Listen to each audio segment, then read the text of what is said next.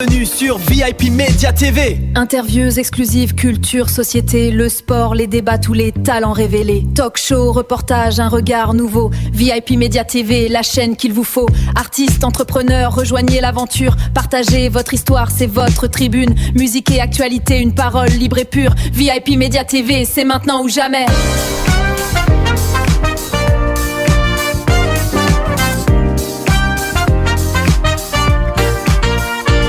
Bienvenue sur VIP FM.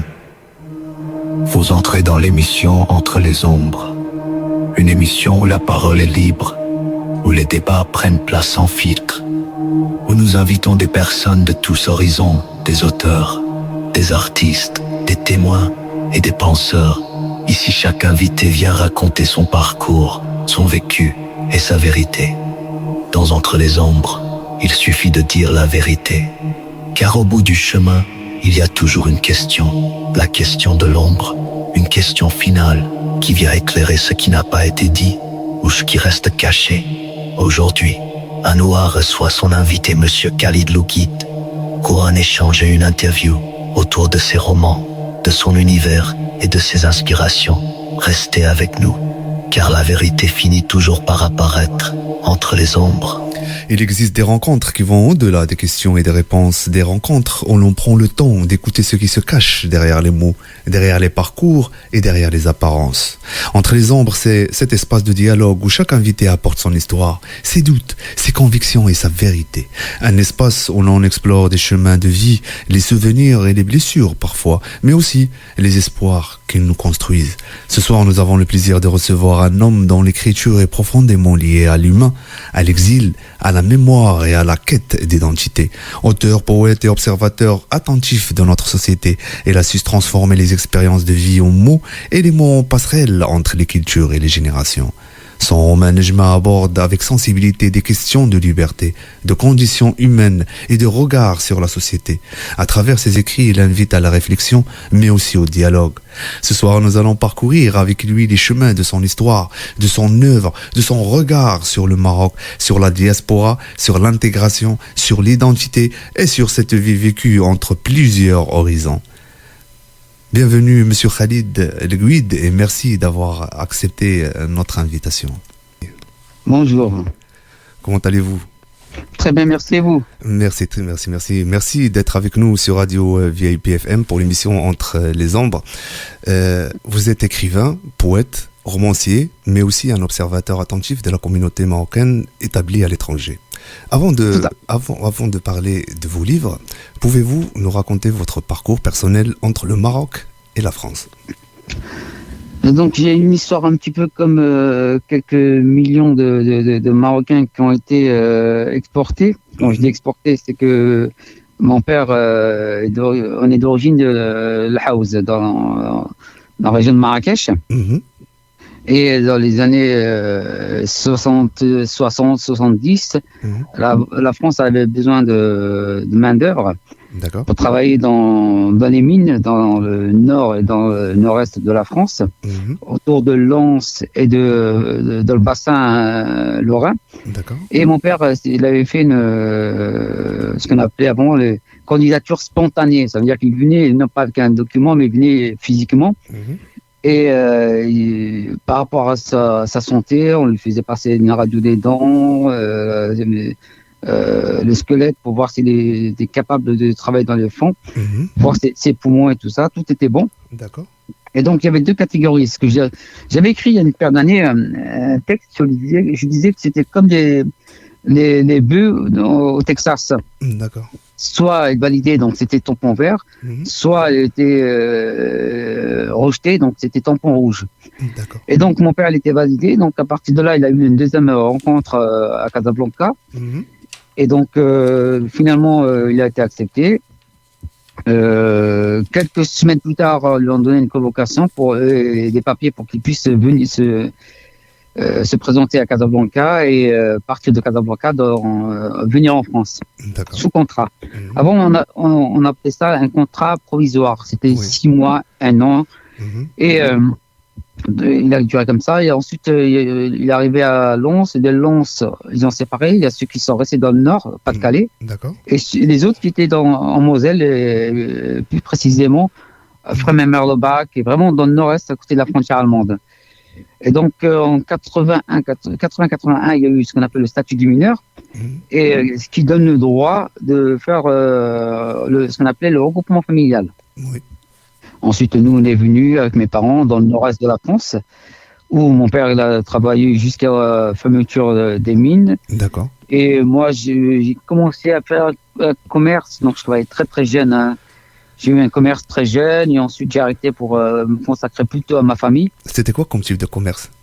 C'était comme je dirais tous les berbères marocains. D'accord. C'était une épicerie, un bazar où on vendait le couscous, la semoule, des souvenirs marocains, des tapis. C'était rien à voir avec tout ce qui est romance et poète et l'écriture.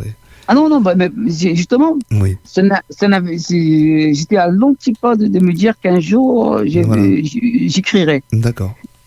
Et c'est la rencontre d'une personne pendant que je faisais mon commerce qui a su développer cette curiosité à la culture générale. D'accord. Et surtout à tous les écrivains de littérature française. Et il m'a vraiment passionné. C'est à partir de là que j'ai ouvert une nouvelle fenêtre sur un monde, sur le monde de l'imagination. D'accord. Okay. Que grâce à l'imagination, on pouvait créer un monde, un jardin secret. Et au fur et à mesure, j'ai commencé à jouer avec les mots, avec les lettres. Et je proposais ça autour de moi. J'ai demandé un avis extérieur. Et je m'étais rendu compte que ça plaisait. Très bien. Vraiment. Et j'avais beaucoup de personnes qui m'ont soutenu, qui m'ont dit voilà, Khalid, il faut que tu travailles beaucoup plus ces phrases-là parce que c'est redondant, il faut que tu es pur. Et il n'y a rien de plus compliqué pour un écrivain que de faire une synthèse, faire synthétique. Et donc, c'est un long combat. Et ensuite, j'ai travaillé, j'ai arrêté mon commerce pour me focaliser vraiment sur la famille. J'ai eu 2 beaux enfants, alhamdoulilah, qui sont sortis de ce couple. Ensuite, j'ai travaillé dans l'industrie pendant une quinzaine d'années et à un moment donné, je me sentais plus à ma place.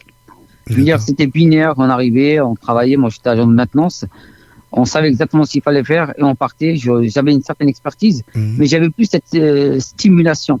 Et moi, j'avais besoin justement de me retrouver avec le contact client. Et donc, j'ai fait une reconversion professionnelle sur Paris pendant 2 ans. Entre-temps, j'ai rencontré ma femme qui était une lectrice sur Facebook. D'accord. Et on s'est unis. Je suis arrivé sur Bordeaux en 99 et 2000. D'accord. Et depuis, j'ai fait issu de ma reconversion professionnelle, je suis devenu opticien. Mais en parallèle, j'ai toujours l'écriture. D'accord. Et de cet amour pour la lettre est sorti 2 romans, dont un qui est sorti il y a 3 mois, le dernier, Nejma, et l'autre livre, c'est L'orphelin des saveurs. Oui. Et après, en rentrant beaucoup plus avec le contact humain, je me suis rendu compte qu'il y avait, dans mes conseils, j'apportais beaucoup de réflexion. Et dans certains échanges, mûrissait justement une constante. C'était l'élévation. Justement, c'est Khalid, justement, parce que comme ça, on va pas sauter des étapes. Moi, je préfère commencer notre discussion, notre interview on commence par la diaspora marocaine, tout ce qui est MRE. Bismillah. Et après, on va passer à l'intégration, après sur la double nationalité, et ainsi de suite. D'accord? Comme ça, on ne saute pas les étapes et on va suivre les étapes exactement comme moi, je les ai mis devant moi. Donc, vous vivez en France depuis de nombreuses années. Comment voyez-vous aujourd'hui l'évolution de la diaspora marocaine? En fait, je dirais qu'il y a 3 vagues. Il y a ceux qui étaient là dans les années 80 qui ont eu cette violence de rencontrer la langue française, la culture française. On a eu ce détachement, ce déracinement avec la culture marocaine. D'accord. Il y a eu, c'est une deuxième génération, c'est ceux qui sont arrivés dans les années 90, 95, qui ont grandi au Maroc et adopté la culture française. Et il y a cette troisième vague, c'est ceux qui sont nés en France, qui n'ont connu que la France et qui ne connaissent du Maroc que les clichés, les images ou les périodes vacancières. Si j'ai bien compris, ça veut dire que donc il y a des améliorations par rapport aux années 80. On est d'accord? Ah oui. Donc bien sûr. là, on va discuter sur les nouvelles générations. Très bien. Voilà. Donc les nouvelles générations de Marocanais nés ici en France, est-ce qu'elles entretiennent toujours le même lien avec le Maroc que leurs parents? Non, elle est complètement différente.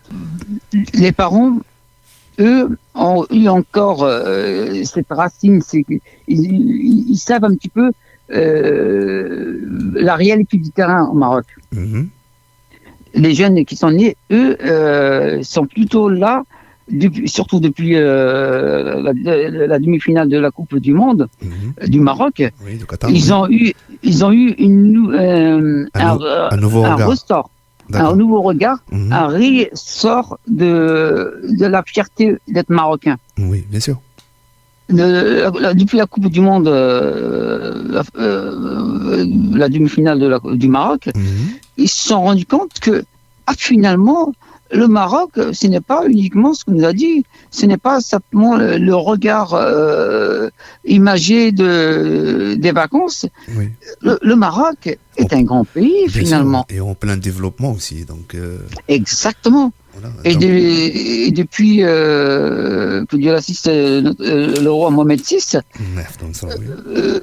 il y a une recrudescence de fierté de personnes qui veulent même retourner au Maroc parce qu'ils se disent que au Maroc on est exactement au même niveau que la France, sauf que au niveau c'est-à-dire au niveau intérieur, ils se sentent beaucoup plus à l'aise en étant au Maroc qu'en étant en France, où il y a une recrudescence de la haine de l'islam.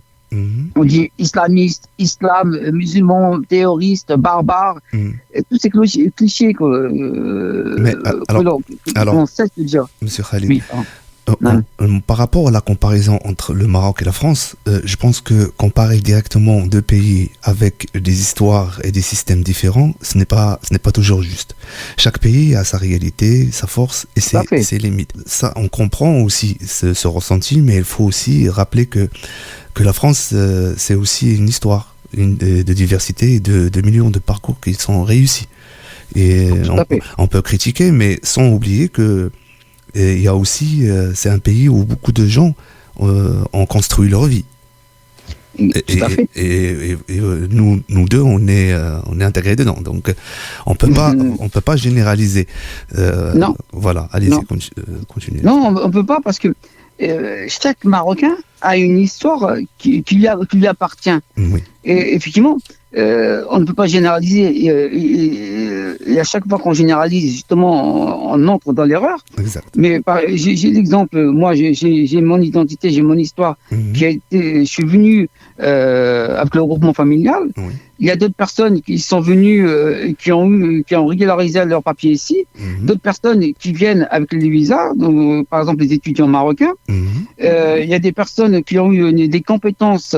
Avec qui on a fait un contrat au Maroc en leur disant vous venez en France et vous apportez votre connaissance, que ce soit des médecins, que ce soit des ingénieurs, des architectes qui sont marocains ou des musiciens ou des acteurs qui vivent actuellement en France et qui des fois je dirais même qui vivent un pied au Maroc et un pied en France. Oui. Et il y a des acteurs qui n'ont jamais connu le Maroc, qui sont nés au Maroc et qui sont nés en France et qui maintenant retournent au Maroc pour y vivre complètement. Et c'est pour ça que effectivement, il y a 40 millions de Marocains, mais 40 millions d'histoires différentes. Exactement, oui. Exactement. C'est pour ça que j'ai dit qu'on ne peut pas pointer des doigts ou critiquer. On peut critiquer, mais on ne peut pas aussi... même par rapport au Maroc a ses défis aussi, comme tous les autres pays. Exactement. Mais c'est aussi une société qui évolue et qui a ses propres réalités. On peut la pointer par des problèmes, mais il faut aussi reconnaître que les progrès et le contexte aussi. Donc chacun a son propre histoire par rapport à ce que tu as dit. Mais selon vous, quels sont les principaux défis auxquels sont confrontés les Marocains résidant à l'étranger? Je pense que le plus gros défi des Marocains, je dirais plutôt des MRE, parce que ils sont un petit peu dans différents pays, que ce soit au Canada, que ce soit en Italie ou en Espagne. Je pense que c'est la méconnaissance encore de l'histoire réelle du Maroc. D'accord. On a parfois trop angélivé l'histoire du Maroc, et pour certaines personnes, il y a une méconnaissance qui est incroyable du Maroc.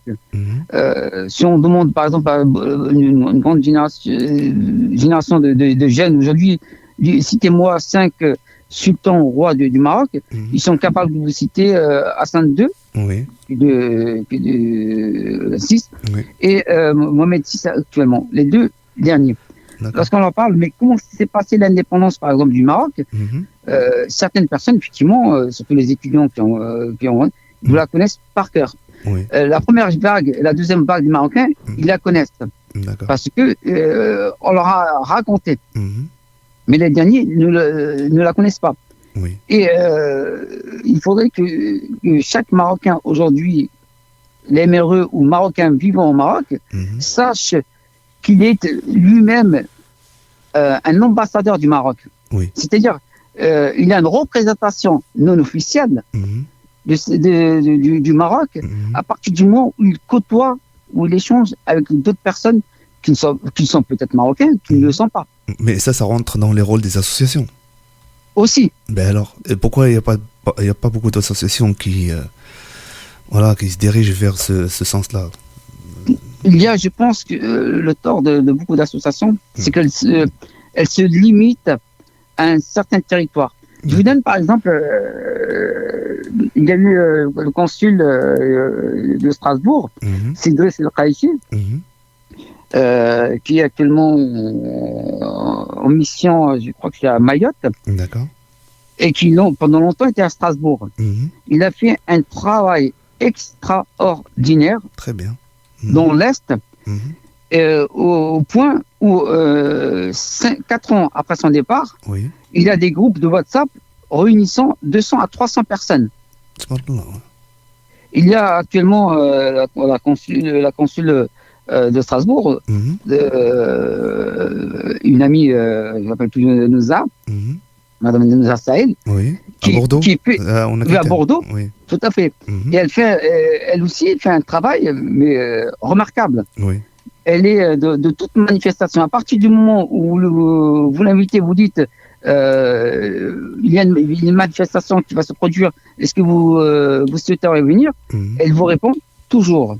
Mais j'ai vu aussi que vous avez envoyé un commentaire sur la page du consulat pour leur demander qu'ils vous invitent. Tout à fait.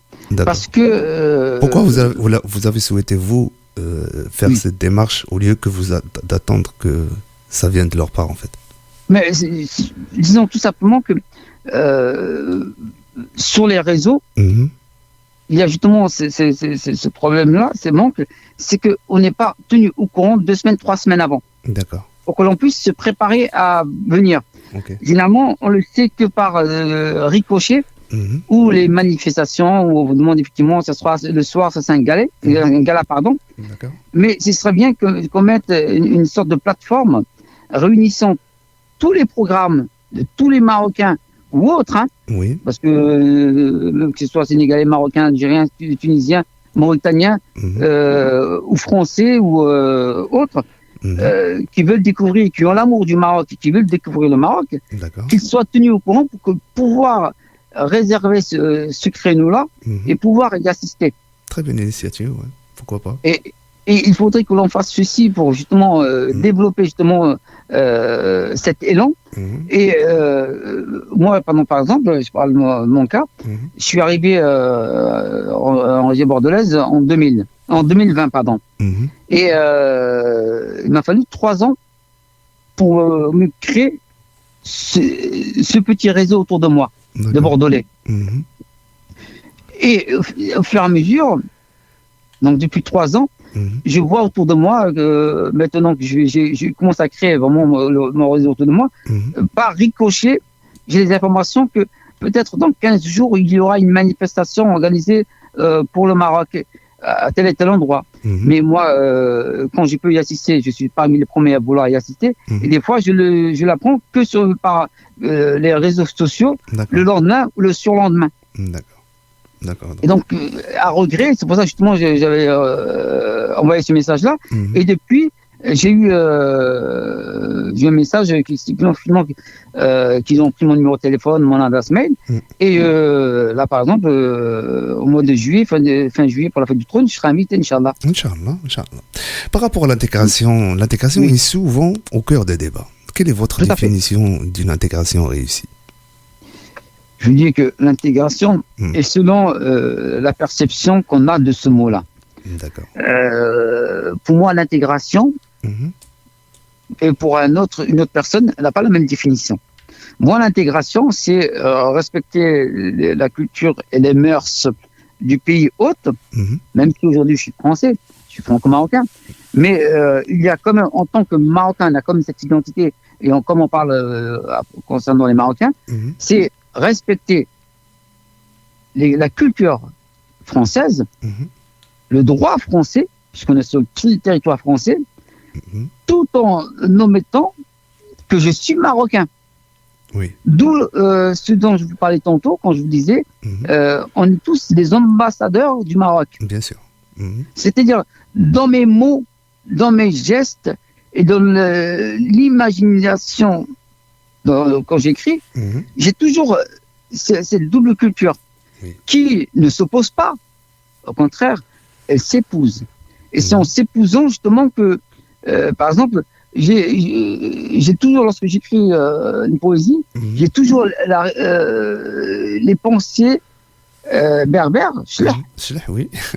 Mais je l'écris à la française. D'accord. C'est bien l'exemple type que la culture marocaine peut épouser la culture française et inventer quelque chose qui peut être extraordinaire, que ce soit via une réflexion, que ce soit via l'écriture, que ce soit via l'ingénierie, que ce soit via un commerce ou une entreprise ou le 5e art. Et que répondez-vous à ceux qui pensent qu'il faut choisir entre ses origines et son pays de naissance? On ne peut pas.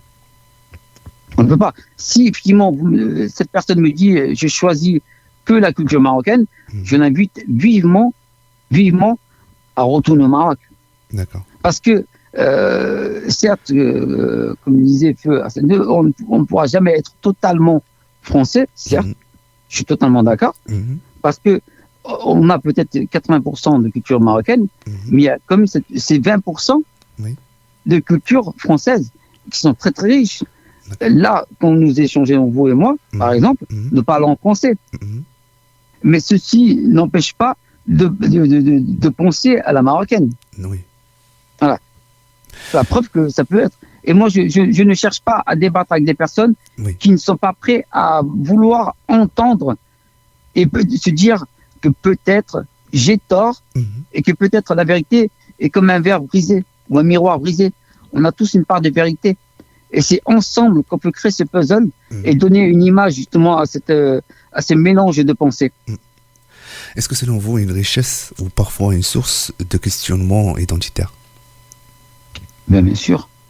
C'est déjà quand vous parlez de source, c'est super parce que je disais tout le temps que si le fruit est bien sucré, c'est que la racine a bien voulu être amère. D'accord. Donc, ça explique tout en résumé. Oui. Il faut pas toute réussite, c'est comme toute révolution. Elle passe par un sacrifice. Ok. Pensez-vous que les Marocains de France peuvent être des ponts entre ces deux pays et ces deux cultures? Je dirais pas. Est-ce qu'ils peuvent? Je voulais parler, par exemple, entre République française et monarchie marocaine. Oui. Je dirais pas. Est-ce qu'ils peuvent? Je dirais plutôt ils doivent. Voilà. C'est leur mission d'être là, mais aussi d'être là-bas. Oui. D'apporter la richesse de la culture de la France au Maroc et d'apporter la richesse et la culture du Maroc en France. Quand vous voyez aujourd'hui la langue française qui est très très belle et très très riche, mais vous imaginez le nombre de mots qui ont été empruntés à l'arabe. Oui. Et inversement. Oui, la preuve que cela, encore une fois, que cela réussit. Ben oui, sûrement. Et comment on peut renforcer les liens entre ces différentes générations de Marocains? Tout simplement en les invitant. En les invitant aux adultes d'organiser beaucoup plus, de donner une plus belle vitrine de leur culture. En apprenant à leurs enfants, par exemple, quand vous êtes à Mazir, de leur apprendre leur histoire, d'où ils viennent, leur langue, et aux enfants à apprendre aux parents certains mots qu'ils ne comprennent pas en français. Les nouvelles technologies, par exemple, de France. Et aux parents à être prêts à apprendre de leur enfant et à l'enfant à être prêt à apprendre de leurs parents. Sans ego. D'accord. Très bien. Maintenant, parlons-en de le roman Nejma. Non. Le roman Nejma, comment est née l'idée de ce livre? En fait, l'idée, j'ai eu, en fait, c'est un mariage de plusieurs pensées. C'est en me baladant une fois à Marrakech. Mes histoires se passent, les deux principales histoires commencent tous à Marrakech. D'accord. Et j'ai vu une petite fille qui était non pas sur la plage de Gemafna, mais sur le côté. Et je me suis dit, mais pourquoi tous les Saint-Alban se mettaient au milieu, mais elle sur le côté là? Et je lui ai posé la question par curiosité. Je suis quelqu'un de très curieux, et surtout quand je vois quelque chose quand on me dit un rond, ça va dans un rond, mais quand je vois un carré qui tente de rentrer dans un rond, je me dis là, il y a quelque chose qui ne va pas. D'accord. Et donc, je vais voir la dame, elle me dit, mais j'aimerais bien, mais mon père ne me l'interdit. D'accord. Et donc, je me suis dit, mais pourquoi ton père te l'interdit? Il me dit, parce que comme mon père était un grand imam, s'il me voit faire, entre guillemets, au sens noble du terme, le pitre, ou le Saint-Alban sur le Gemafna, la première chose qu'il va me faire, c'est, il me dit en tout il va me tuer, quoi. Il va me séquestrer, il va m'empêcher de sortir. Okay. C'est ma seule liberté. Et donc, je me suis dit, mais pourquoi ne pas tenter de reproduire exactement l'histoire de cette fille-là dans un livre, et en disant que voilà, la fille veut faire du théâtre, mais comment peut-elle faire du théâtre sans que son père le sache, et que son père vienne à ses représentations sans savoir que c'est sa fille. Donc le personnage de Nejma est vraiment inspiré d'une situation réelle que vous avez observée. Tout à fait. D'accord. Donc, quel est le message que vous avez souhaité transmettre à travers ce roman? Dans le roman Nejma, l'image principale que je voulais montrer, c'est que on ne peut pas séquestrer une pensée. D'accord. On ne peut pas séquestrer et empêcher à un artiste de s'exprimer de la manière à laquelle il veut s'exprimer, tout en respectant effectivement la loi. Oui. Et parfois, on passe, et je pense que beaucoup de Marocaines sont passées à côté d'une grande richesse parce que on leur a coupé les ailes. Le Maroc aurait pu avoir beaucoup plus de femmes marquées dans l'histoire si on les avait pas bridées. D'accord. D'où justement un livre que j'ai écrit fin de l'année dernière, qui parle sur 250 femmes inspirantes dans la culture islamique. Oui, exactement. Et le titre, c'est 250 femmes inspirantes. Et si tu étais la 251e, en disant que j'ai pris celle qui avait, pour moi, qui donnait le plus de messages. Et c'est vrai que quand j'ai fait cette recherche, je me suis dit, mais il y a autant de femmes qu'aujourd'hui on ne connaît pas du tout. D'accord. Et qui auraient pu être écrites dans l'histoire. On parle beaucoup des petits mondes dans l'histoire de l'indépendance. On parle de 80%, 95%, on parle que des hommes. Mais on oublie souvent que les femmes étaient parfois à l'avant, sur les tranchées. Mais on ne parle que des hommes. Oui. À regret. À regret. Vous avez fait aussi plusieurs ouvrages. Il y a La Marche des mots en 2011, Photophore en 2017, il y a Najma en 2021, et Méro marocain. Oui, voilà. Donc, par rapport à tous ces ouvrages, lequel vous sentez que vous êtes vraiment intégré dedans? Vous savez, pour parler en parabole, tous les livres en identité, c'est comme des enfants. D'accord. C'est dire lequel vous préférez. Vous direz, pour l'aide, je vais préférer un tel. Pour le don du cœur, je vais préférer un tel. Okay. Pour la générosité, ce sera un autre. Pour le travail, ce sera un autre. Ils ont toutes... par exemple, le livre MRE, il m'avait été demandé parce que beaucoup de Marocains ne se retrouvaient plus en tant que Marocains, mais se retrouvaient en tant que... ils étaient en France, on leur disait, mais tu étais arabe. Ils sont au Maroc, même, on dit, mais toi, tu es français. Donc, ils ne se retrouvaient plus. Et il y avait beaucoup de questions qu'ils se posaient entre eux, mais sans avoir la réponse. Mais ils étaient là comme des... comment je dirais l'autre, c'était le livre de Jean Anouilh. Le voyageur amnésique. Oui. Donc ils étaient là, ils voyageaient d'un pays à l'autre, mais sans savoir qui ils étaient vraiment et où était vraiment leur place. Est-ce que le poète qui en est en vous continue d'influencer le romancier? Oui, toujours. C'est vrai. Je ne peux pas écrire une ligne aujourd'hui sans l'écrire avec poésie. D'accord. La poésie, en fait, c'est la petite bougie qui illumine le papier quand j'écris dessus. Je travaille toujours avec sans reflet. J'ai besoin de sa lumière pour pouvoir écrire. Je ne sais faire que ça. D'accord. Et sur le roman de Photophore, on ressent beaucoup d'émotions et de vécu. Écrivez-vous d'abord avec le cœur ou avec la réflexion? La poésie, c'est plutôt le cœur. La poésie. C'était une question piège pour. mais la poésie, si je commence à mettre de l'intellectuel, de la réflexion dans la poésie, je veux dire, ça sera comme par exemple les autres livres que j'écris, je ne sais pas, c'est de 125 kilos à 65 kilos avec le sourire, si c'est de la réflexion. Quand je parle de Arrête d'être un autre, c'est de la réflexion.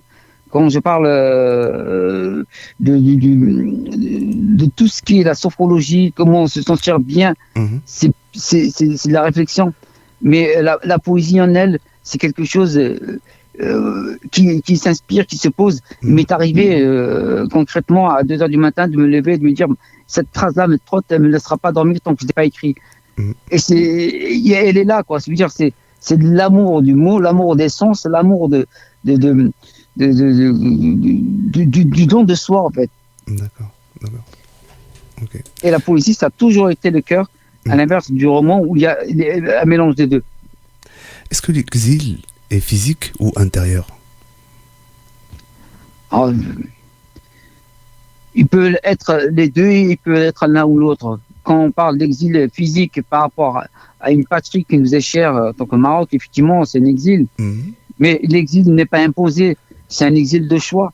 Parce qu'aujourd'hui, qu'est-ce qui pourrait m'empêcher d'aller au Maroc? Rien. Oui. Mais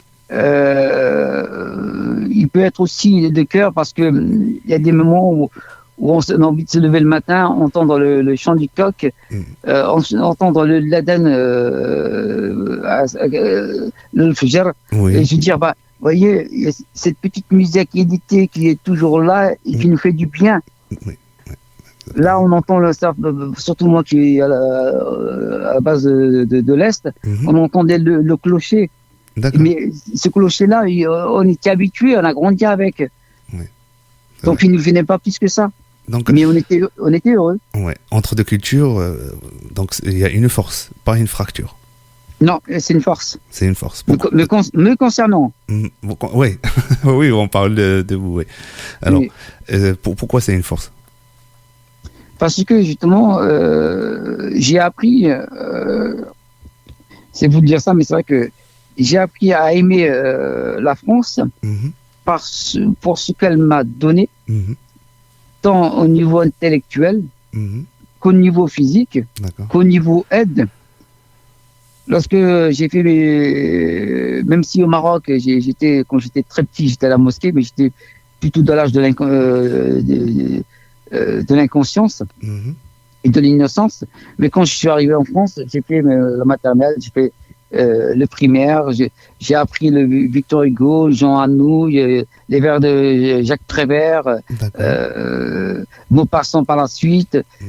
Ensuite, le métier que j'ai fait aujourd'hui, qui me passionne, c'est la France qui me l'a apporté. Mais lorsque j'échange, que ce soit avec mes lecteurs ou avec mes clients ou avec des amis, c'est toujours le Marocain intérieur qui bouillonne. Et j'échange avec des personnes, qu'ils soient de Marocains, Algériens ou Français ou Tunisiens, ils me disent tout le temps, mais vous avez quelque chose de Marocain. Et ça, on l'a toujours. Et pour moi, c'est une grande fierté. Bien sûr, c'est clair.